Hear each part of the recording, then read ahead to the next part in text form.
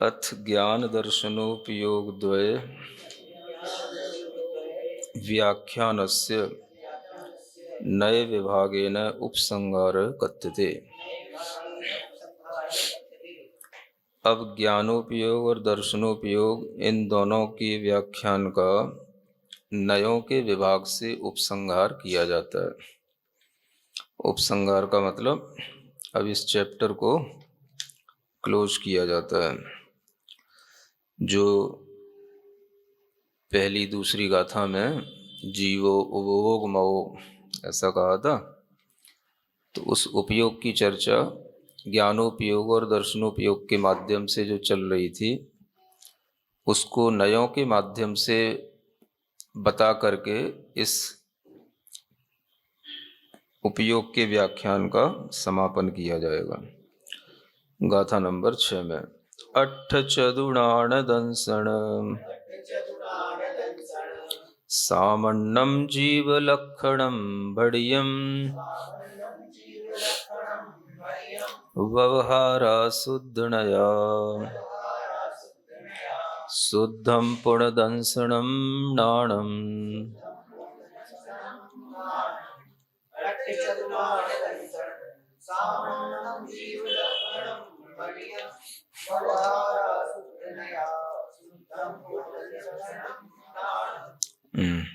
ये जो गाथा है इसका भावार्थ अट्ठ चतुर्णान दंसन यानी 8 प्रकार का ज्ञान और 4 प्रकार का दर्शन।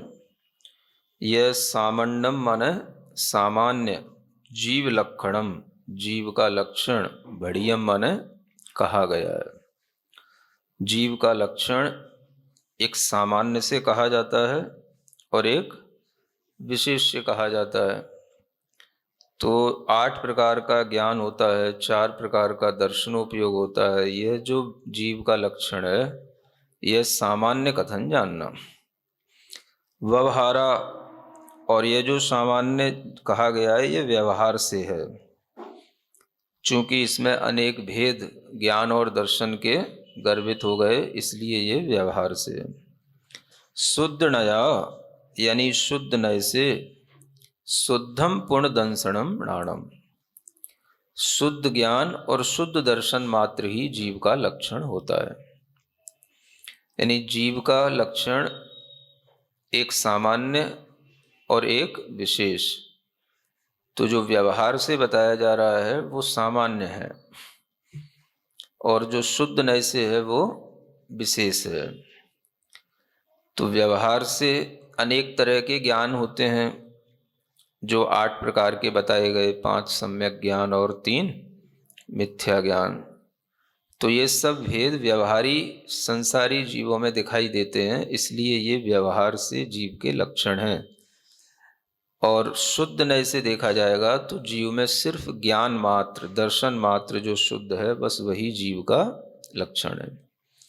तो इस तरह से व्यवहार नय से और शुद्ध नय से ये जीव के लक्षण 2 तरह से घटित हो जाते हैं। उसको यहाँ इस गाथा में कहा गया है।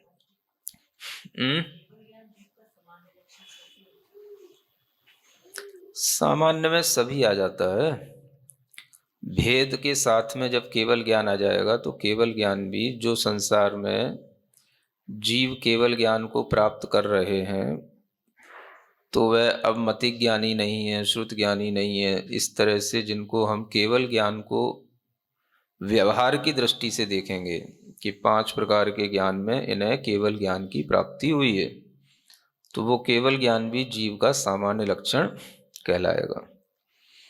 वो सिर्फ दृष्टि के ऊपर डिपेंड करता है, आप किस दृष्टि से किस चीज को देख रहे हैं।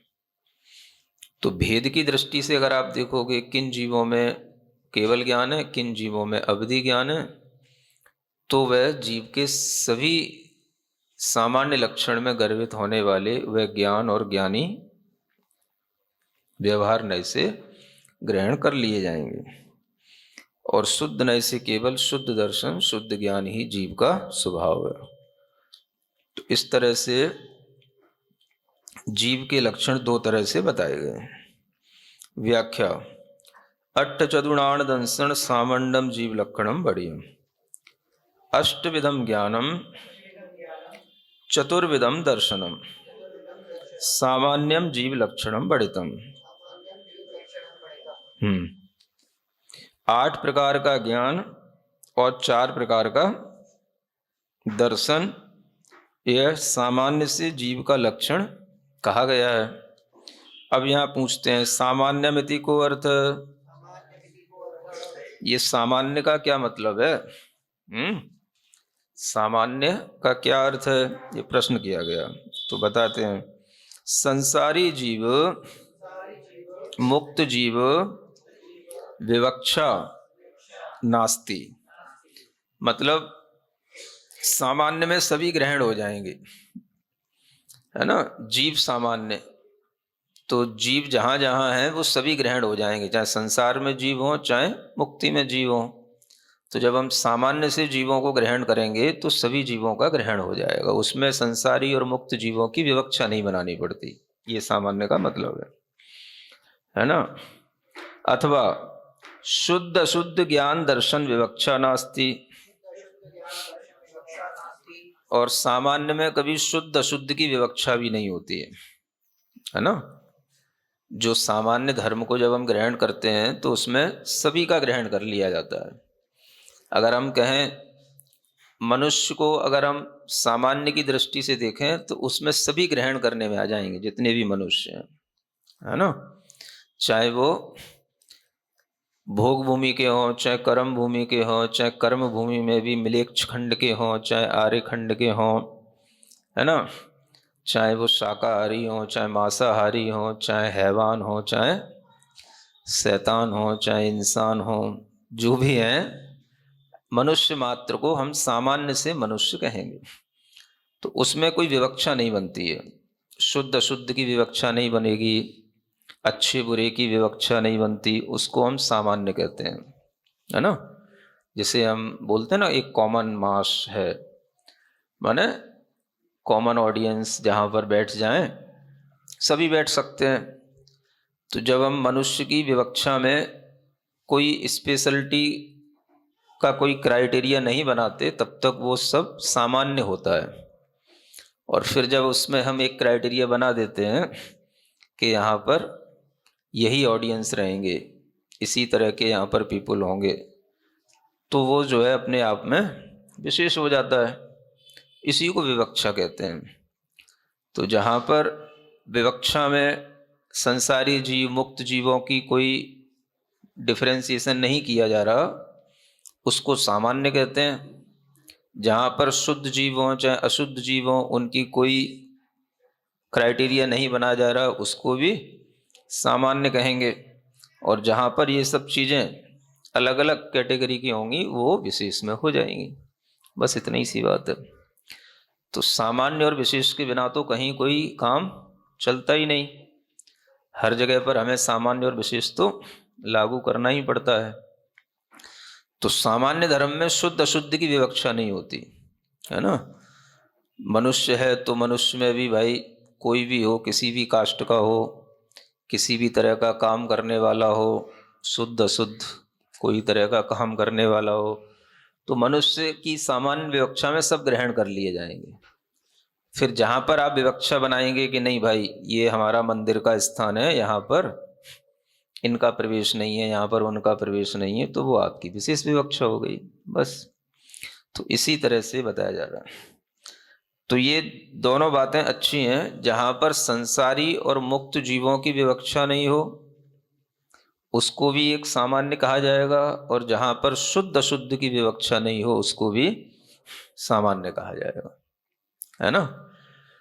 तो ये सामान्य का ज्ञान और विशेष का ज्ञान, दोनों का ज्ञान अलग अलग विवक्षाओं से कराया जाता है। तदपि कथमिति चेत, वो भी कैसे हो गया, तो कहते हैं विवक्षा या अभाव सामान्य लक्षणम इति वचनात्। सामान्य का यही लक्षण है। सामान्य किसे कहते हैं, तो जिसमें किसी तरह की किसी विवक्षा का कोई भी समावेश ना हो, विवक्षा का अभाव हो, उसी का नाम सामान्य कहलाता है ना।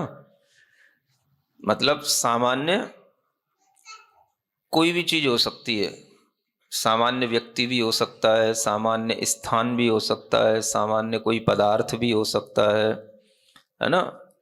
तो कोई भी वस्तु जब सामान्य रूप में होती है, कॉमन होती है, तो वो सबके लिए होती है, उसमें कोई कैटेगरी नहीं बनाई जाती है, कोई तरह का उसमें हम डिवाइडेशन नहीं कर सकते। तो इसी को सामान्य कहा गया है, जिसमें किसी तरह की विवक्षा का अभाव होता है, वही सामान्य है। कस्मात् सामान्यम जीव लक्षणम बढ़ितम। ये सामान्य से जीव का लक्षण किससे कहा गया है, माने किस अपेक्षा से कहा गया है, कौन सी विवक्षा से आप सामान्य का जीव लक्षण कह रहे हैं? तो कहते हैं व्यवहारा, व्यवहारात, व्यवहार नयात। व्यवहार नय से जीव का लक्षण सामान्य कहा जाता है। क्योंकि व्यवहार में हमें सभी जीवों को पकड़ना है। अब जीव मात्र में जो ज्ञान है, चाहे वो मिथ्या दृष्टि हो चाहे सम्यक दृष्टि हो, है तो वो सब जीव ही है ना। ज्ञान तो ज्ञान ही है, चाहे मिथ्या दृष्टि का ज्ञान हो चाहे सम्यक दृष्टि का ज्ञान हो, ज्ञान की अपेक्षा से तो सब ज्ञान ही है। तो वो ज्ञान जिनके पास है, उन सभी ज्ञानधारियों को जिसमें ग्रहण कर लिया जाएगा, उसी का नाम सामान्य है।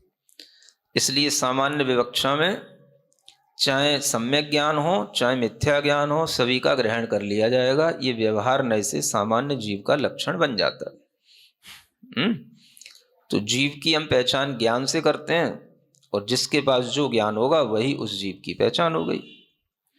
अब किसी का ज्ञान उल्टा है तो उल्टा है तो है, ज्ञान तो है कम से कम, अजीब तो नहीं है कि ज्ञान ही ना हो, किताब तो नहीं है वो, आदमी तो है बस।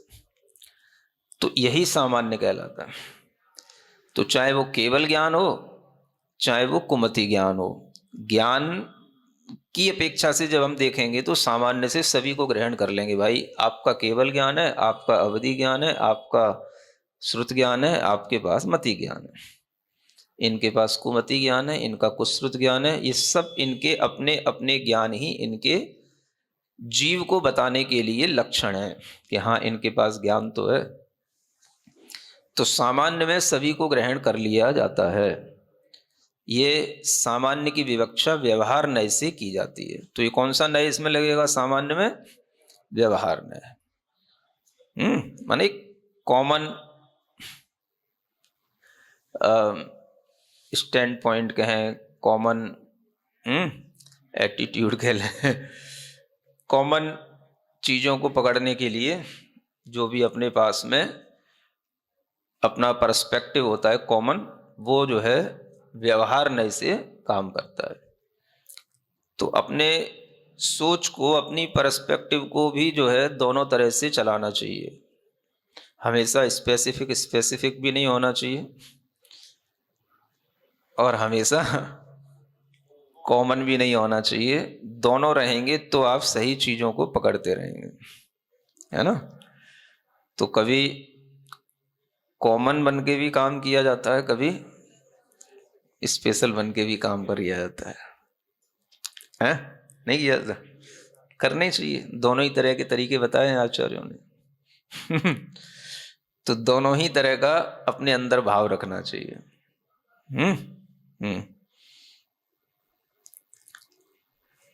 समझ आ रहा ना? तभी व्यवस्था बनी रहती है।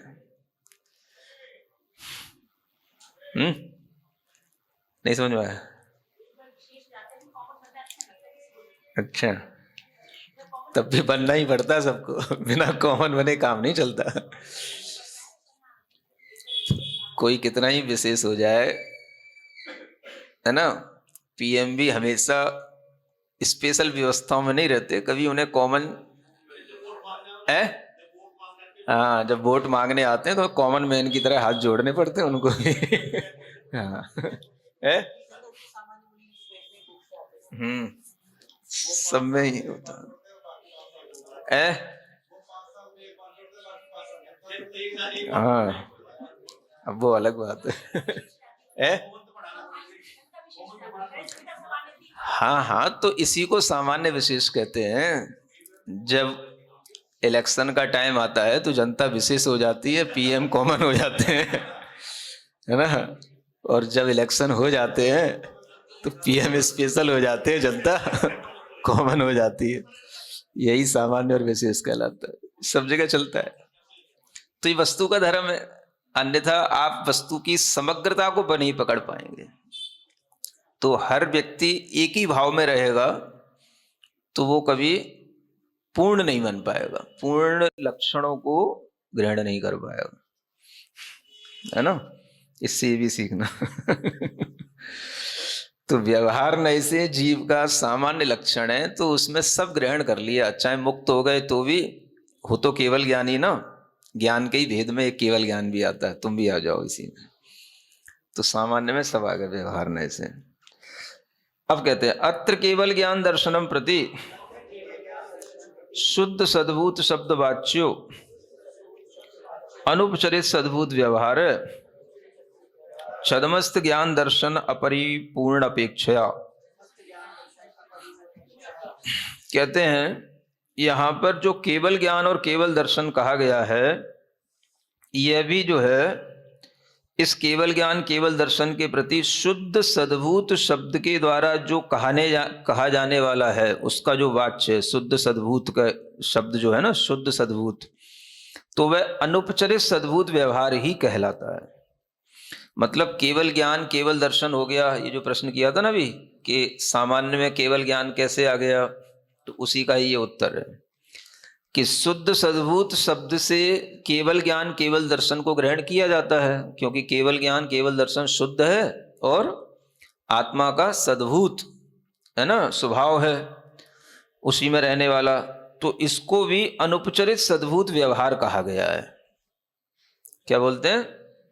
हाँ, यानी व्यवहार की दृष्टि से यह शुद्ध सद्भूत भी अनुपचरित सद्भूत कहलाता है। अनुपचरित का मतलब हमने कहीं उपचार नहीं किया, उपचार से नहीं, उपचार नहीं किया, अनुपचरित है वो।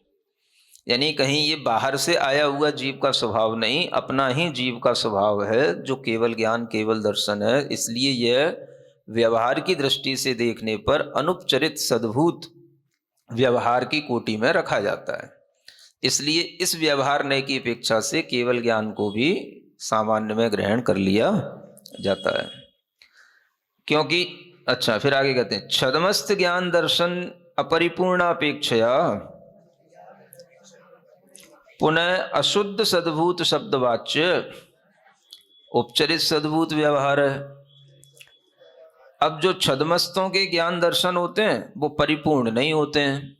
छदमस्त अवस्था में ज्ञान और दर्शन कभी भी पूर्ण नहीं होता, तो अपरिपूर्ण रहता है। उसकी अपेक्षा से जब देखते हैं तो वह अशुद्ध सद्भूत शब्द का वाच्य बनता है। माने उस ज्ञान दर्शन को देखने के लिए हमें अशुद्ध और सद्भूत शब्द का सहारा लेना पड़ता है, क्योंकि वो ज्ञान दर्शन अशुद्ध हो गया जो अपरिपूर्ण है, छदमस्तों का है। तो वो अशुद्ध भी है लेकिन सद्भूत है। सद्भूत क्यों है? क्योंकि वो जीव का ही ज्ञान स्वभाव है।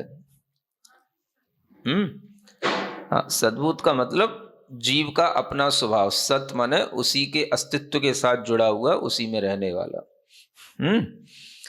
तो इस तरह से अशुद्ध सद्भूत शब्द के द्वारा उपचरित सद्भूत व्यवहार को कहा जाता है। तो जहां पर अशुद्ध सद्भूत चीज होगी वहां पर हम लगाएंगे उपचरित सद्भूत व्यवहार नय, है ना। तो ये उपचरित सद्भूत व्यवहार नय से छदमस्त के अपरिपूर्ण ज्ञान दर्शन ग्रहण किए जाएंगे। ठीक है, तो ये उपचरित सद्भूत है और वो केवल ज्ञान जो है वो अनुपचरित सद्भूत है दोनों सद्भूत, क्योंकि ज्ञान सद्भूत होता है। सद्भूत माने आत्मा के साथ अपने अस्तित्व को बनाए रखता है। अब वो केवल ज्ञान है तो शुद्ध सद्भूत कहलाएगा, छदमस्तों के ज्ञान है तो वो अशुद्ध सद्भूत कहेंगे, बस इतना ही है। तो वो हैं दोनों ही अनुपचरित है। हाँ, मतलब वो अनुपचरित है और ये उपचरित है। अशुद्ध जो है वो उपचरित है क्योंकि वो कर्म के कारण से हो गया, तो इसलिए वो उपचरित हो गया। तो ये एक उपचरित सद्भूत हो गया, एक अनुपचरित सद्भूत हो गया। तो ये दोनों व्यवहार नय में आलाप पद्धति में पढ़ाए थे। एक उपचरित सद्भूत व्यवहार नय होता है, एक अनुपचरित सद्भूत व्यवहार नय होता है, ऐसा। तो उपचरित सद्भूत व्यवहार नय की अपेक्षा से छद्मस्तों के ज्ञान दर्शन लिए जाएंगे, अनुपचरित सद्भूत व्यवहार नय की अपेक्षा से केवल ज्ञानियों के ज्ञान दर्शन लिए जाएंगे। इस तरह से व्यवहार नय में सब आ जाता है। अभी एक और व्यवहार बचा हुआ है, कुमति कुश्रुत विभंगत त्रये। पुनः उपचरित असद्भूत व्यवहार है। अब ये तीसरा और एक वैरायटी है ना, कुमति ज्ञान, कुश्रुत ज्ञान और विभंग ज्ञान, जिसे मिथ्यावधि कहते हैं। इन तीनों में कौन सा नय लगेगा? तो ये भी सब उपचरित हैं और असद्भूत व्यवहार नय से ये जाने जाएंगे, है ना। अब ये सद्भूत नहीं कहा इसको, क्यों नहीं कहा? क्योंकि ये मिथ्या ज्ञान है ना। सम्यक ज्ञान था तो वो तो जीव का सद्भूत व्यवहार में आएगा। जो ऊपर जो 5 ज्ञान थे वो सद्भूत व्यवहार हो गए। भले ही छद्मस्त का ज्ञान है, लेकिन मति ज्ञान, श्रुत ज्ञान है तो उसका सद्भूत कहलाएगा, क्योंकि वो सम्यक ज्ञान की कोटि में, वो उसका स्वभाव है। सम्यक ज्ञान आत्मा का स्वभाव है और मिथ्या ज्ञान आत्मा का विभाव है। तो इसलिए मिथ्या ज्ञान जो है वो असद्भूत व्यवहार हो गया। यानी अगर मिथ्या दृष्टि के पास में कुमति कुश्रुत ज्ञान है तो वह उसका अपना सद्भूत स्वभाव उसके साथ नहीं है। वो कैसा है? असद्भूत व्यवहार नय का विषय बनेगा वो, क्योंकि वो कर्म के कारण से मिथ्या हो रहा है। मिथ्यात्व कर्म के कारण से वो मिथ्या हो रहा है, तो वह असद्भूत व्यवहार हुआ और उसके साथ साथ वह उपचरित भी हुआ, है ना, क्योंकि यह दूसरे के प्रभाव से हो रहा है, इसलिए उपचरित हुआ। तो इस तरह से 3 तरह के व्यवहार नयों से ये 3 प्रकार के ज्ञानों की विभाजन हो गए। क्या सुना? 8 प्रकार के जो ज्ञान थे ना, उनमें, है ना, उनमें 3 प्रकार के जो मिथ्या ज्ञान थे वो तो हो गए उपचरित असद्भूत व्यवहार नय से, और 5 प्रकार के जो सम्यक ज्ञान थे उनमें केवल ज्ञान को छोड़ करके बाकी के जो 4 ज्ञान हैं वो हो गए उपचरित सद्भूत व्यवहार नय से, और केवल ज्ञान हो गया अनुपचरित सद्भूत व्यवहार नय। तो केवल ज्ञान ही बस एक अनुपचरित सद्भूत व्यवहार नय रहा, उसमें कोई दूसरा उपचार नहीं करना पड़ता। बाकी के सम्यक ज्ञानों में भी उपचार करना पड़ता है, और लेकिन वो सद्भूत हैं, और मिथ्या ज्ञानों में उपचार के साथ साथ वो असद्भूत हैं। इस तरह से 3 तरह के ये अलग अलग विभाजन हो जाते हैं 8